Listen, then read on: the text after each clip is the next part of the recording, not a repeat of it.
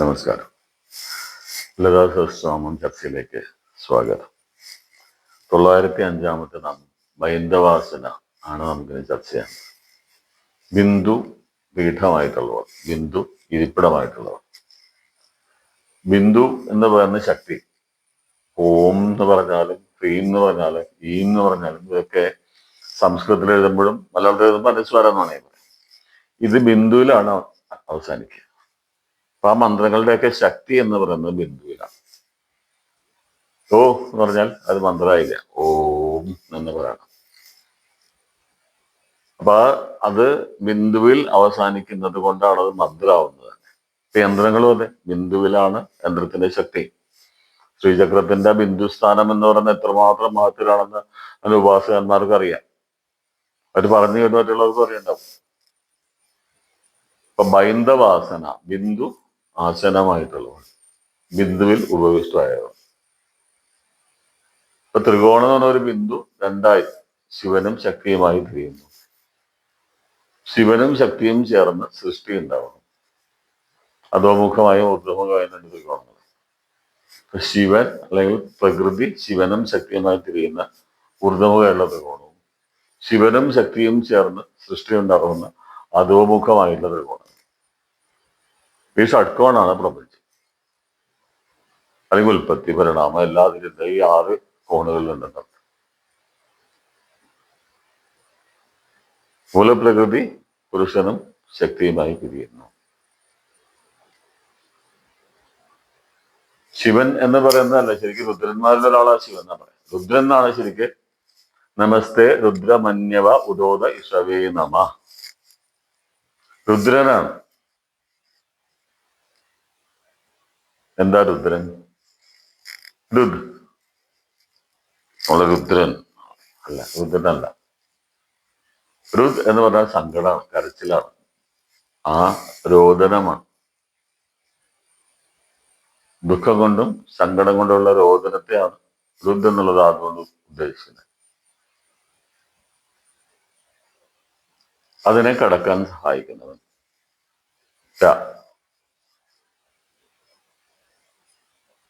അല്ലെങ്കിൽ അതിനെ കടന്നവൻ. നമസ്തേ രുദ്ര മന്യവ. അപ്പൊ എന്തെപ്പോഴും കോപിച്ചായിരിക്കുന്നത് ശിവൻ എന്നാണ് ഒരു ധാരണ. മുൻകോപിയാണ്, ദേശീയാണ് ഇപ്പൊ. പക്ഷെ ഉള്ളിൽ എന്താ ഈ ദേശത്തിന് ആധാരമായിട്ടുള്ള വസ്തുത എന്താ? രുദ്ധാണ്, സങ്കടമാണ്. ഇപ്പൊ എല്ലാ കോപത്തിന്റെയും അല്ലെങ്കിൽ രുദ്രന്റെ ശിവന്റെ മംഗളമൂർത്തിയുടെ കോപത്തിന്റെ ആധാരം ദുഃഖമാണ്. പ്രധാനമായിട്ട് ശിവന്റെ ജീവിതത്തിലെ ദുഃഖം എന്ന് പറയുന്നത് സതിയുടെ വേർപാടാണ്. സതീവിരഹം. തന്റെ ഭർത്താവിന്റെ കുറ്റം പോലും കേൾക്കാൻ സാധിക്കില്ല എന്ന് പറഞ്ഞ് ചിതയിൽ ചെറിയ ആത്മാഹുതി ചെയ്ത ആ സതിയുടെ വിരഹം താങ്ങി ജീവിക്കേണ്ടി വരും. എന്റെ ഭർത്താവിനെ കുറിച്ച് നിന്ദയായിട്ട് സംസാരിച്ചാൽ പോലും ഞാൻ ജീവിക്കില്ല എന്ന് പറയുന്ന സ്ത്രീയുടെ ഭർത്താവായിട്ട് പിന്നീട് ജീവിക്കേണ്ടി വരിക എന്ന് പറയുന്ന ദുഃഖം. സതിയുടെ ശരീരം വഹിച്ചുകൊണ്ട് ഈ ലോകം മുഴുവൻ ചുറ്റി അവസാനം വിഷ്ണു 64 പീഠങ്ങളായിട്ട് 64 ഖണ്ഡങ്ങളായിട്ട് അതിനെ അരിഞ്ഞരിഞ്ഞ് താഴെയിട്ടൊന്നാണ്. അവസാനത്തെ കണ്ടാണ് കന്യാകുമാരിയിൽ വീണത്.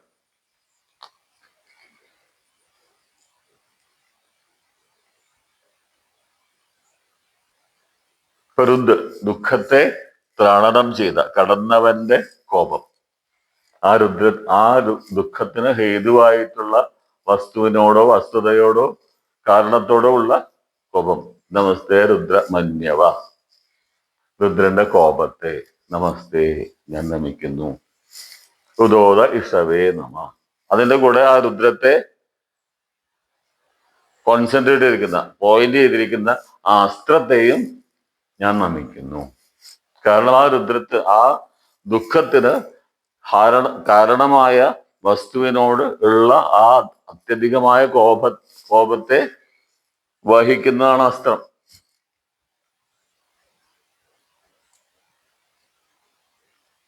അതിനെ നമിക്കണം. നേരിടാൻ പറ്റില്ല അതിനെ.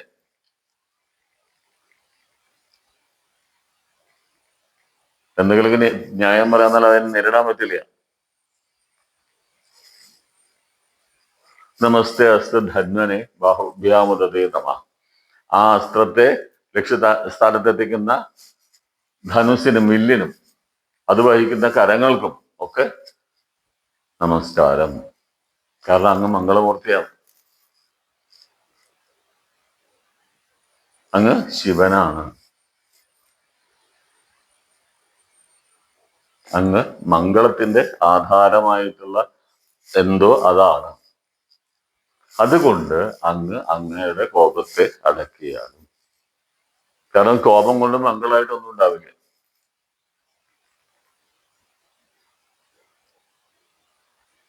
അടക്കാൻ പറ്റാത്ത കോപം പലപ്പോഴും അദ്ദേഹത്തിന് സംഭവിച്ചിട്ടുണ്ട്. അതൊക്കെ വിധി എന്നൊക്കെയാ പറയും. അല്ലെങ്കിൽ ലോകത്തിന്റെ ആ ചക്രത്തിന്, ലോകത്തിന്റെ നീതിക്ക്, ലോകത്തിന് നിലനിൽക്കുന്ന ആധാരമായിട്ട് ചില വസ്തുതകൾ ഉണ്ടാവാൻ വേണ്ടിയിട്ടാണ് അദ്ദേഹത്തിന്റെ ആ ക്രോധം അടക്കാതെ തുറക്കേണ്ടി വന്ന സന്ദർഭങ്ങൾ. കാമദേവന്റെ ദഹനമൊക്കെ നിങ്ങൾ കേട്ടിട്ടുണ്ടാവും. നമ്മളൊരു മുമ്പ് ചർച്ച ചെയ്ത വിഷയങ്ങളാണ് അതെല്ലാം.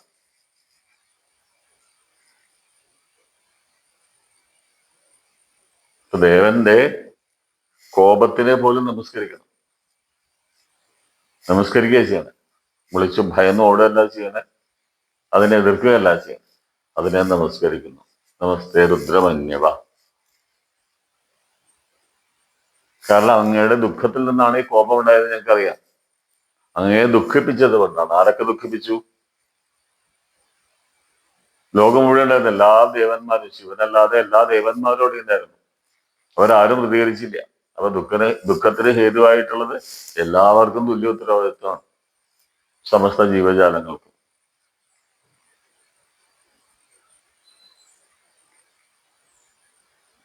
അങ്ങയുടെ ദുഃഖത്തിന് ഞങ്ങൾ ഹേതുവായത് കൊണ്ട് അങ്ങയുടെ കോപത്തിന് നമസ്കാരം. ആ കോപത്തിന് ദിശ കൊടുക്കുന്ന അസ്ത്രത്തിനെ വഹിക്കുന്ന വില്ലിനും അത് രണ്ടും വഹിക്കുന്ന കരങ്ങൾക്കും ഒക്കെ നമസ്കാരം. പക്ഷെ അങ്ങ് മംഗളമൂർത്തിയാണ്. റിമൈൻഡർ, അങ്ങ് സംഹാരദേവനാണെങ്കിലും മംഗളമൂർത്തിയാണ്. മംഗളത്തിന് വേണ്ടിയിട്ടുള്ള സംഹാരങ്ങളെ അങ്ങ് ചെയ്യാൻ പാടുള്ളൂ.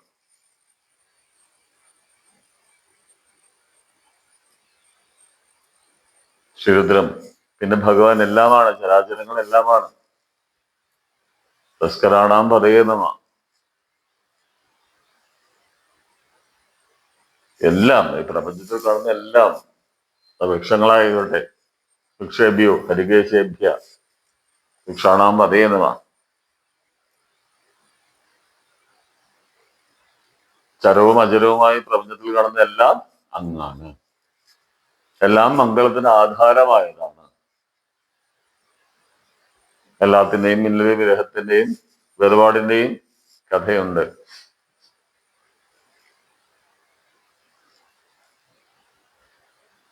വിരഹികളല്ലോ നാമെല്ലാം, ചിരവിരഹികളല്ലോ പാരെല്ലാം.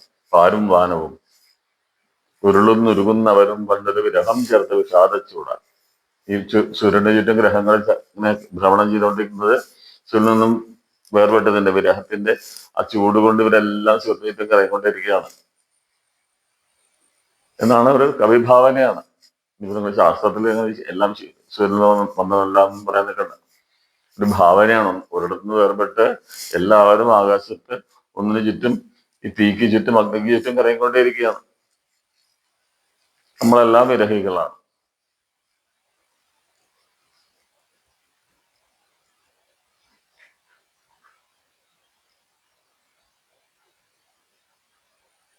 ഇവിടെ ബിന്ദുവിനെ കുറിച്ചാണ് പറഞ്ഞത്. ബിന്ദു അല്ലെങ്കിൽ മൂലപ്രകൃതി എന്ന് പറയുന്നത് പുരുഷനും ശക്തിയുമായി വേർപിരിയുന്നു. ആ പുരുഷനെ കുറിച്ച് പറഞ്ഞപ്പോഴാണ് രുദ്രനെ കുറിച്ച് ഞാൻ പറഞ്ഞത്. കാരണം രുദ്രനാണ് ശരിക്ക്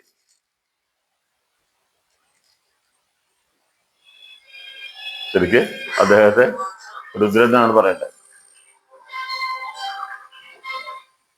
അപ്പൊ രുദ്രഭാവത്തിലാണ് പ്രസക്തി. രുദ്രഭാവം എന്ന് പറഞ്ഞാൽ ദുഃഖത്തെ അതിജീവിച്ചവന്റെ ഭാവം. ലോകം ശോകഹതം ച സമസ്തം. എല്ലാവർക്കും സങ്കടമാണ്. എല്ലാവരും എപ്പോഴും സങ്കടപ്പെട്ടുകൊണ്ടേയിരിക്കുകയാണ്. അതിനിടയ്ക്ക് എപ്പോഴൊക്കെയോ കിട്ടുന്ന കുറച്ച് നിമിഷങ്ങളാണ് സന്തോഷം. ആനന്ദ സ്വരൂപമാണ് നമ്മളൊക്കെ എല്ലാവരും പറയും. എല്ലാവരും ആനന്ദ സച്ചിന്മയം, സച്ചിദാനന്ദം എന്നൊക്കെ പറയും. പക്ഷെ ആനന്ദം എവിടെ അനുഭവിക്കുന്നത്? ഈ മായ കൊണ്ടെല്ലാം പൊതിഞ്ഞു വെച്ചത് കൊണ്ട് ആനന്ദത്തെ അനുഭവിക്കാൻ നമുക്ക് സാധിക്കുന്നില്ല, അറിയണില്ല ആനന്ദത്തെ കുറിച്ച്. ദുഃഖാണ്, രുദ്ധാണ്. വെറുതെ ദുഃഖിക്കല്ല, ദുഃഖം കൊണ്ട് അലമുറയിടുക, രുദ്രനാണ്. എന്നിട്ട് അതിനെ തരണം ചെയ്യണം, രോദനം ചെയ്യണം, ഉറക്കെ കരയണം. മിങ്ങി പൊട്ടിയാ പോരാ. വികാരത്തെ അടക്കി വെക്കലാണ് ആദി വ്യാധിയവും. വികാരങ്ങളെ പ്രകടിപ്പിക്കണം. ദേഷ്യം വന്നാൽ ദേഷ്യപ്പെടണം, സന്തോഷം വന്നാൽ സന്തോഷിക്കണം, ദുഃഖം വന്നാൽ ദുഃഖിക്കണം. ദുഃഖം അടക്കി വെക്കാനുള്ളതല്ല.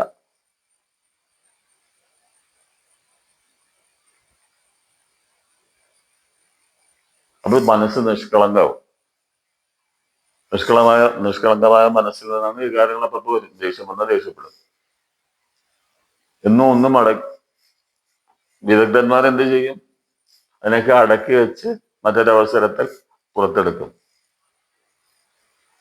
കുറുക്കന്മാര്, സൂത്രക്കാര്. സാധാരണക്കാര്, രുദ്രനെ പോലുള്ളവർ എന്ത് ചെയ്യും? സങ്കടം വന്നാൽ കരയും, ദേഷ്യം വന്നാൽ ദേഷ്യപ്പെടും. അതപ്പൊ കഴിഞ്ഞു. സ്കീമിങ് ഇല്ല, പദ്ധതിയിട്ടുള്ള പ്രവർത്തനമില്ല. എന്റെ ദേഷ്യത്തെ അടക്കി വെച്ച് എനിക്ക് ആവശ്യമുള്ള ഒരു സന്ദർഭത്തിൽ ഞാൻ അത് ഉപയോഗിച്ചോളാം എന്ന് പറയില്ല. ദശരഥനോട് വരം ചോദിച്ചതുപോലെ മറ്റൊരു അവസരത്തിലേക്ക് മാറ്റി വെക്കില്ല.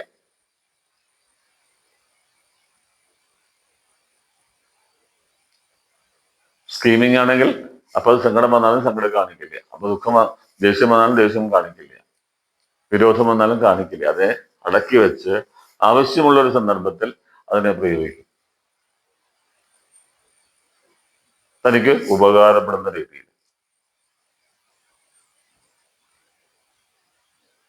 പ്രകടനം എന്തുവാ പാടും? സന്തോഷം പ്രകടിപ്പിക്കാം, സ്നേഹം പ്രകടിപ്പിക്കാം, വിശ്വാസം പ്രകടിപ്പിക്കാം. ഇതൊക്കെ പ്രകടനമാണ്. മറ്റേത് ഉള്ളിലുള്ള വികാരമാണ്. ബൈന്ദവാസന, ബിന്ദു സ്ഥാനം പീഠമായിട്ടുള്ളവൾ വളരെ പ്രധാനമാണ്. ബിന്ദു എന്ന് പറയുമ്പോൾ ഒരൊറ്റ വാക്കുകൊണ്ടോ ഒന്നും പറയാൻ പറ്റില്ല. ആ ബിന്ദു എന്ന് പറയുന്നത് ഞാൻ പറഞ്ഞു, ചക്രം വരയ്ക്കുമ്പോൾ നിങ്ങളൊക്കെ യന്ത്രങ്ങൾ പ്രതിഷ്ഠിക്കാറുണ്ട്. യന്ത്രം വരയ്ക്കുമ്പോൾ യന്ത്രത്തിന്റെ ഏറ്റവും ശക്തി ഭാഗമാണ്, ആ പ്രാണനെ ആവാഹിക്കുന്ന ഭാഗമാണ് ബിന്ദു. പ്രാണപ്രതിഷ്ഠ ഒരു വിഗ്രഹത്തില്, ക്ഷേത്രത്തില് വിഗ്രഹം പ്രതിഷ്ഠിക്കുന്ന പോലെ തന്നെയാണ് ഒരു യന്ത്രം നിർമ്മിക്കുന്നത്. ജലാധിവാസവും ഒക്കെ കഴിഞ്ഞിട്ട് പ്രാണപ്രതിഷ്ഠ ചെയ്യണം. പ്രാണപ്രതിഷ്ഠ ചെയ്യുമ്പോൾ പ്രാണനെ ആവാഹിച്ച് പ്രതിഷ്ഠിക്കുന്ന ബിന്ദുസ്ഥാനത്തിലാണ്. ആ ബിന്ദുസ്ഥാനമാണ് യന്ത്രത്തിന്റെ ശക്തി. ആ ബൈന്ദവാസന, ആ ബിന്ദുവാണ് ശക്തി എന്ന് പറഞ്ഞാൽ തീർന്നു. ആ ശക്തി എന്ന് പറഞ്ഞാൽ എന്താ? പ്രകൃതിയാണ്, ദേവിയാണ്. അപ്പൊ യന്ത്രം മുഴുവൻ ശിവനായി കണക്കാക്കിയാൽ അതിലെ ശക്തി ദേവിയാണ്. രണ്ടുകൂടി ചേർന്നാലാണ് ഫലം ഉണ്ടാവുക. ഏത് യന്ത്രം ആയിക്കോട്ടെ, സുദർശനായാലും മൃത്യുഞ്ജയായാലും ആ ശ്രീചക്രമായാലും ശ്രീയന്ത്രായാലും ഏതായാലും അതിന്റെ ബിന്ദുസ്ഥാനത്താണ് പ്രധാന ശക്തിയെ, പ്രാണനെ പ്രതിഷ്ഠിക്കുക. ഇപ്പൊ ബൈന്ദവാസന എന്നുള്ള വാക്ക് വളരെയധികം പ്രാധാന്യത്തോടു കൂടി തന്നെ മനസ്സിലാക്കണം. അപ്പൊ മന്ത്രങ്ങളിലും ആ ബിന്ദുസ്ഥാനമാണ് അതിന്റെ ശക്തിസ്ഥാനമായിട്ട് വർത്തിക്കുന്നത്. ബിന്ദു ഇല്ലാത്ത മന്ത്രങ്ങൾക്ക് ശക്തി ഇല്ലേ? അതിന് മറ്റ് ന്യായങ്ങളുണ്ടാവും. ബിന്ദു ഇല്ലാത്ത ബീജങ്ങൾക്ക് ശക്തി ആവാഹിക്കാനും പ്രതിഷ്ഠിക്കാനുള്ള മറ്റ് ന്യായങ്ങളുണ്ടാവും. ശക്തി ഇല്ലാതിരിക്കില്ല.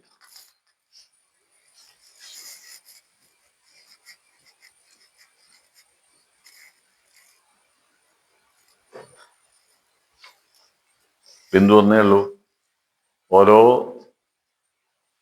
അപ്പൊ ഈ മൂലപ്രകൃതിയെ ഓരോരുത്തർക്കും വെവ്വേറെ കുറിച്ച് തീർച്ചയായിട്ടും പിന്നെ ഞാൻ പറഞ്ഞില്ലേ, എല്ലാത്തിലും ബ്രഹ്മമുണ്ട്. പക്ഷെ ബ്രഹ്മം പലതിലും വർത്തിക്കുന്നെങ്കിലും ബ്രഹ്മം ഒന്നേ ഉള്ളൂ. അതേപോലെ തന്നെ ശക്തിയെ എല്ലാത്തിലും പ്രതിഷ്ഠിക്കാൻ സാധിക്കും, പക്ഷെ ശക്തി ഒന്നേ ഉള്ളൂ. ശക്തിയുടെ സോഴ്സ്, സ്രോതസ്സായിട്ട് ഇതിനെ നമുക്ക് മാറ്റിയെടുക്കണം, അത്രയേ ഉള്ളൂ. 906 നാമം തത്വാധിക. തത്വത്തെ അധികം, തത്വത്തിൽ നിന്ന് അധികമായി നിൽക്കുന്നവർ. നമ്മൾ ശ്രദ്ധിക്കാത്തൊരു കാര്യം, പലപ്പോഴും ഞാൻ എത്ര തവണ പറഞ്ഞാൽ പോലും നമ്മൾ ശ്രദ്ധിക്കാത്തൊരു കാര്യം, ഒരു മന്ത്രമായാലും യന്ത്രമായാലും മൂർത്തിയായാലും ആ മൂർത്തി നമ്മളോട് പറയുന്നൊരു കൺസെപ്റ്റ്, ഒരു തത്വമുണ്ട്. ഇപ്പൊ ഗുണങ്ങളെ രൂപമാകത്തൊക്കെ നമ്മൾ കുറെ ചർച്ച ചെയ്ത് ഞാൻ അധികം ചർച്ച ചെയ്യുന്നില്ല. എങ്കിൽ പോലും തത്വമാണ് പ്രധാനം. ഒരു കഥ പറഞ്ഞാൽ, ഒരു പുരാണ കഥ പറഞ്ഞാൽ, ഒരു സംഭവത്തെ കുറിച്ച് പറഞ്ഞാൽ ആ സംഭവം നമുക്ക് നൽകുന്ന കൺസെപ്റ്റ്, തത്വമാണ് പ്രധാനം.